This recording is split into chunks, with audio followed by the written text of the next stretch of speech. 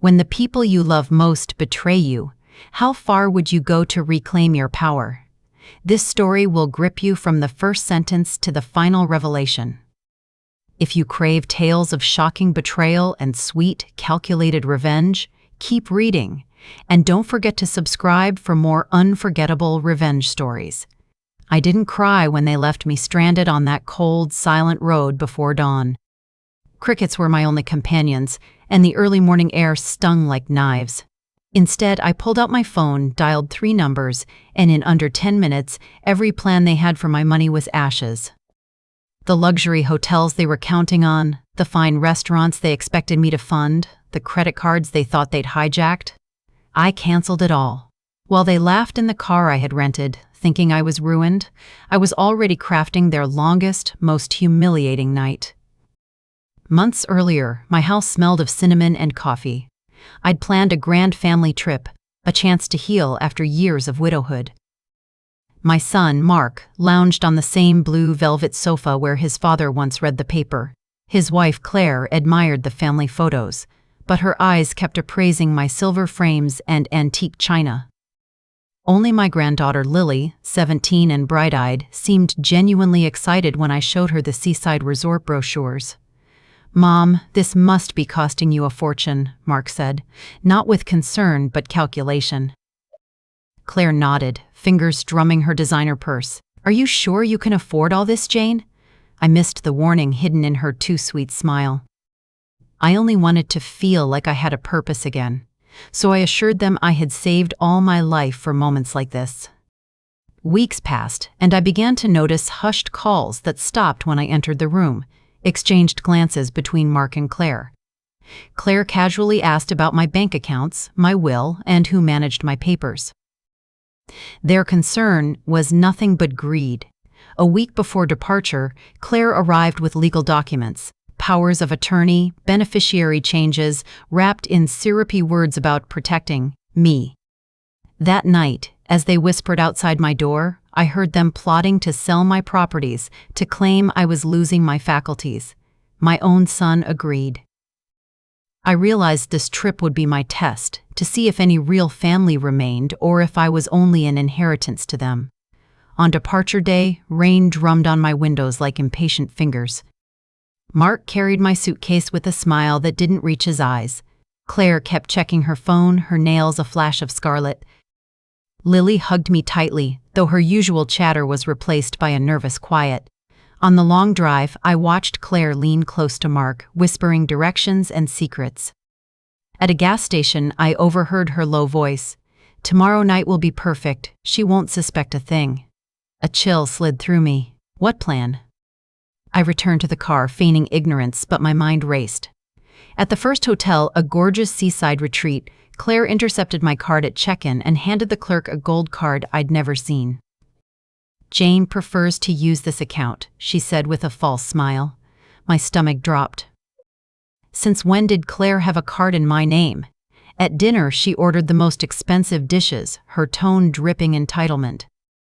Later, Mark's words in the hallway chilled me.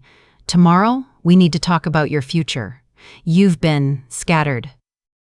It's normal at your age." In the dead of night, their voices outside my door confirmed everything. They planned to drive me to a remote spot with no cell signal, leave me stranded until I signed their papers. They thought fear and isolation would break me. But I had been underestimated before. I'd grown up when women had to outsmart men to survive. From that moment, I formed my own plan. At dawn, I watched the ocean turn to molten gold and steadied my heart. Over breakfast, Claire's performance as the doting daughter-in-law was flawless. Mark's glances to his phone unmistakable. "Jane," Claire said sweetly, "we found a very private place for an important family conversation." I agreed with a smile that hid my growing steel. We drove deeper into the countryside. Paved roads gave way to dirt tracks, trees thickening, the silence heavy. Lily sat beside me, her bracelets trembling. "Grandma," she whispered when her parents bickered over the route, "I heard them talking last night." Fear shimmered in her eyes. I squeezed her hand. "It will be okay, my love. Grandma knows how to take care of herself." The car finally stopped by an abandoned gas station. Claire's eyes glittered. Perfect. No signal here. Mark grabbed the folder of papers. They led me to a patch of rocks, their masks finally slipping. Your finances worry us, Claire said coldly. Mark spread the documents, powers of attorney, beneficiary changes. You need to sign these. It's for your own good. I smiled, pulling out my phone. Before I sign, I need to make a call. Claire's voice cracked. Jane, there's no signal. But my call went through. Mr. Roberts. It's Jane, I said loud enough for them to hear. Please explain my asset status. His voice boomed through speakerphone. Mrs. Jane retains full control of all assets. Any document without my supervision is invalid. We also have recorded her concerns about possible fraud. Claire blanched. Mark's face turned to stone. I ended the call and met their stunned silence. Did you really think I'd fall for your little act? Claire dropped her sweetness. Listen, you stupid old woman, she hissed. Sign the papers or you'll regret it. Mark's voice went cold. No one will help you here. Either you sign or stay until you change your mind. I stood slowly. Do you know what's saddest? You truly believed I was foolish enough to be trapped. I showed them my phone. This call has been recording. The recording is already sent to multiple contacts. If I don't confirm my safety in an hour, the authorities will be called. Mark's confidence crumbled. Mom, wait. Let's talk. I cut him off. The only deal is you take me back to the hotel, pack your things, and disappear from my life. Claire's voice rose to a shriek. You can't take my daughter. I'll sue you for kidnapping. Lily spoke, her voice suddenly strong. Mom, Dad, I'm going with Grandma. You tried to hurt the only person who loves us unconditionally. I slid behind the wheel, surprising them. Perhaps they'd forgotten the woman who once drove bakery delivery trucks. You can walk to the main road or stay here, I shouted. Either way, we're leaving. As dust swallowed them, Claire's furious screams faded in the rearview mirror. Mark stood motionless, papers scattering like fallen leaves. Lily and I drove in silence, the car humming along the empty dirt road while my heart finally slowed to a steady rhythm. Behind us, the people who had once been my family were nothing more than two desperate silhouettes. Grandma, Lily said finally, her voice trembling but firm, I'm so sorry. I didn't know how to warn you without betraying them. I reached over and squeezed her hand. My sweet girl, you have nothing to be sorry for. You were caught in something no child should ever face, but you kept your heart pure. That's what matters. By the time we reached the hotel, the sun was high. I parked the car, my plan clear. Inside the cool lobby, I requested to speak privately with the manager. I need to cancel 2 rooms and remove 2 authorized users from all accounts, I said calmly. Family emergency. His eyes widened slightly, but he remained professional while I phoned my bank to cancel every extra card Claire had secretly activated. Through the window, I saw a battered taxi pull up. Claire and Mark stepped out, covered in dust, fury twisting their faces. Claire limped slightly, no doubt from chasing us on rocky ground in those ridiculous heels. They stormed in. Claire's voice cut through the lobby. Where is my daughter? Safe, I said evenly. And she's staying with me. That's her decision. Mark tried a softer approach. Mom, please, let's talk calmly. We're family. I met his gaze without flinching. Family doesn't abandon its own on a dark road. Family doesn't scheme to steal or threaten. Claire's composure shattered. You left us with nothing. No money, no car, nothing. You gave me exactly that plan first, I replied. I only returned the favor. Just then, Lily descended the staircase, suitcase in hand. Seeing her parents, she stopped halfway. Mom. Dad. Her voice echoed through the lobby. I heard you plotting to hurt Grandma. I heard you talk about her like she was already gone. You chose money over love. Mark took a step forward. Stella, he started, using the nickname she had long since outgrown. I understand perfectly, Lily interrupted, her voice hard. You wanted her money more than her love. You were willing to destroy our family for it. Guests stared. The manager quietly approached, prepared to intervene. Claire hissed, "This is manipulation. That old woman is poisoning you against us." The manager cleared his throat. "Sir, ma'am, please lower your voices or continue elsewhere. You're disturbing our guests."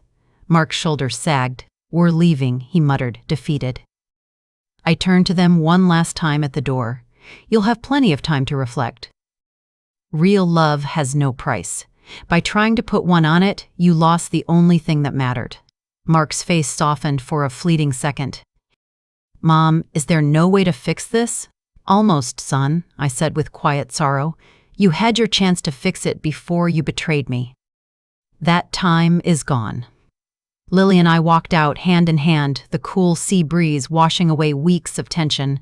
We left them behind, their angry voices lost to the wind. For 2 hours we drove inland, the coastline giving way to lush green mountains. Finally, we reached a hidden inn my late husband and I had once discovered. The Serenity Inn sat like a jewel among bougainvillea, its white adobe walls glowing in the afternoon sun. The innkeeper, Mrs. Innkeeper, Rosa, greeted us with the warmth of an old friend. "Connecting rooms, please," I said. "My granddaughter and I need to stay close for a while." That evening we dined beneath paper lanterns swaying in the mountain breeze. For the first time all day, Lily smiled. "Grandma," she said as we shared a creamy flan, "did I do the right thing, choosing to stay with you?" "My love," I answered, taking her hand, "you chose respect over convenience, true love over comfort. Those are always the right choices, even when they hurt." Still, guilt shadowed her young face. Over the following days, we found a soothing routine: morning breakfasts in the garden, long hikes on mountain trails, quiet afternoons in the inn's library. Lily downloaded her schoolwork. I finally read novels I had ignored for years. It was a healing silence, broken only by the occasional ring of my phone. Linda and Mark, now only Claire and Mark to me, had found their way back to the city and began their counterattack. Call after call, legal threats, desperate pleas, attempts at emotional blackmail. "Mom, Lily is missing school. You're taking her away from her normal life," Mark said in one voicemail. Lily listened, her face darkening. "Grandma, maybe I should go back." "I don't want you to get in trouble." I had already spoken to Mr. Roberts. He assured me the recordings of their threats and their plan to defraud me were ironclad protection. "The only legal trouble will be theirs if they keep harassing us," I told her, blocking their numbers with a single tap. "You're safe here, and you're learning more about life than any classroom could teach you." Days later, as the morning sun spilled over the garden, Lily asked the question I'd been expecting. "Grandma, are you really going to let Mom and Dad end up with nothing?" I set down my coffee cup, gazing at the blue mountains. What I did was protect what is mine. They still have their jobs, their youth, their skills. They only lost the easy money they tried to steal. If they truly change, if they understand why their actions were wrong, perhaps someday I'll reconsider. But trust must be earned, not given. Lily nodded slowly. "Will I ever be able to see them again?" "When you turn 18 in a few months, you'll be a legal adult," I said gently. "If they've truly changed, sought help, understood their greed, then you can decide whether to rebuild a relationship. Until then, you'll live with me, finish school, and learn that your worth isn't measured by what you can give others." Her eyes shone with a maturity beyond her years. I felt a quiet pride and a fierce protectiveness. Weeks passed peacefully, until one morning the crunch of gravel startled me as I watered the inn's flowers. A car pulled up. Claire and Mark stepped out, transformed. Linda's once perfect hair hung limp, her clothes wrinkled. Mark's shoulders slumped under an invisible weight. "Mom," Mark called, his voice cracked and desperate. "Please, just 5 minutes." Linda stood back, as if unsure she deserved to approach. Lily appeared beside me on the terrace, eyes wide with conflict. Despite everything, they were still her parents. "It's your choice," I whispered. "But whatever you decide, I'm with you." She nodded, her hand finding mine. Together we walked toward them. "Hi, Mom." "Hi, Dad," she said evenly. Mark looked at the ground. We hired a private investigator to find you, he admitted. You spent money you don't have to track us, Lily observed, her tone sharp as a blade. Linda flinched. I stepped forward. You can speak, but here in public with witnesses. There will be no manipulation. Mrs. Rosa, sensing the tension, lingered at the entrance. Linda's voice trembled. Jane, these weeks have been the worst of our lives. We lost our jobs when we couldn't get back in time. The bank is threatening to foreclose. Stella, her voice broke, your room is just as you left it. Every night I look at your empty bed and realize what we lost. Mark's eyes brimmed with real tears. Mom, what we did is unforgivable. I let greed and panic turn me into someone I don't recognize. I betrayed everything you taught me about family. I crossed my arms, my heart guarded. And what do you want from me? Pity? Forgetfulness? Linda sobbed. Mark steadied himself. We don't expect instant forgiveness, he said. We just want a chance to prove we can change. We've started family therapy. We've spoken to a financial counselor. We want to become people you and Lily can respect again. Lily's gaze hardened.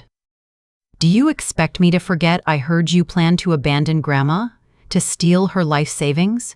Linda stepped forward, then stopped when Lily instinctively pulled back. My love, we understand you need time. We only came to beg for a chance to rebuild what we destroyed. I met Mark's eyes.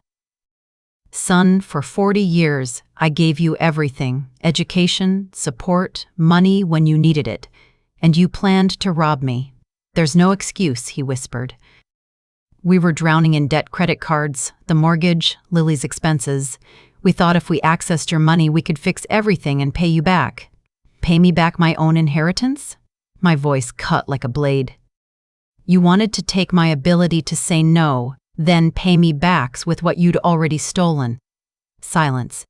Lily stepped forward, her voice ringing clear. Grandma isn't keeping me here. I'm here because, for the first time, I feel safe and valued for who I am, not for what I can give. I nodded. You can go to therapy forever, but until you understand that love isn't a transaction, there's no foundation to rebuild anything. When you can love without hidden agendas, then we can talk about second chances. Claire and Mark exchanged a glance heavy with realization. For the first time, I saw that they truly understood what they had lost, not money, but trust, respect, and the love of the two women they had betrayed. 6 months later, the mountains outside my new cottage glowed in the gentle light of early morning. The scent of fresh coffee mingled with the gardenias I had planted by the kitchen window, a quiet life I'd carved out for Lily and me. She was away at college now, studying psychology, inspired by everything we'd endured. The doorbell rang. When I opened it, Mark and Claire stood on my porch. But the brittle arrogance I remembered was gone. Claire's hair, once carefully coiffed, now shone naturally, her face softened by humility. Mark's back was straight, his eyes clear and steady. Hi, Mom, Mark said quietly. We know you weren't expecting us, and we'll respect it if you don't want to talk. Claire nodded, holding out a sealed envelope. This is for you. A formal apology and something more. I invited them to sit on the wicker chairs but kept my distance. How did you know where I live now, Mr. Roberts? Mark said. But only after we completed 6 months of family therapy and proved we'd made real changes. I opened the letter. It was more than a simple apology. It was a detailed account of their transformation. They'd sold their big house and moved into a modest apartment. Claire had taken a part-time job and begun studying accounting online. Mark accepted a lower-paying position, free of the pressure that had driven him toward desperation. Attached were reports from their therapists, outlining the hard work they'd done to face their greed and fear. Claire's voice trembled. Jane, I didn't respect you as a person. I saw you only as a resource. I never valued your sacrifices or strength. I'm deeply ashamed. Mark swallowed hard. I never truly became independent. I relied on you to solve my problems, even as an adult. That wasn't fair to you or to me. As I read, Lily arrived home from college, books tucked under her arm. She paused when she saw her parents. Her face remained neutral, but a flicker of hope shone in her eyes. "Hi, Mom." "Hi, Dad," she said. Claire's eyes filled with tears. "Hi, sweetheart. How are your classes?" "They're going well," Lily replied. "I'm majoring in family therapy. I want to help other families before they get to where we did." Her words cut softly but carried a promise of something better. I stepped to the porch railing, looking out at the hills. Over these months, I've remembered the boy I raised, Mark, before greed hardened him. I've remembered the young woman you were, Claire, before fear twisted you. I can't pretend what happened didn't happen, but I can't ignore that people can change if they truly commit. I turned back to them. "Here's what I propose. We meet once a month here, on neutral ground. We'll rebuild trust slowly. If after a year we all feel there's a foundation, we can consider a closer relationship." Mark's voice caught. "That's more than we deserve. We'll respect every condition." "There's one more," I said firmly. "We will never speak of money, inheritance, or wills. If that subject ever arises, these meetings end permanently." Both nodded without hesitation. Lily stepped forward and hugged me. "Thank you, Grandma," she whispered, "for giving them a chance and for showing me that forgiving doesn't mean forgetting, that real love demands respect." As Mark and Claire drove away, the sunset painted the mountains in gold and crimson. I stood beside Lily, my heart calm. I didn't know if our slow rebuilding would last. But I had learned that hope tempered by wisdom was not the same as naivete. For the first time in a long while, the future felt open, not threatening. I had faced betrayal, taken back my power, and chosen carefully whom to let back into my life. That, more than any inheritance, was my true victory. If this story of betrayal and hard-won redemption stirred you, don't keep it to yourself. Subscribe now for more gripping tales of revenge, resilience, and second chances. Because sometimes the sweetest justice is the life you build after the storm.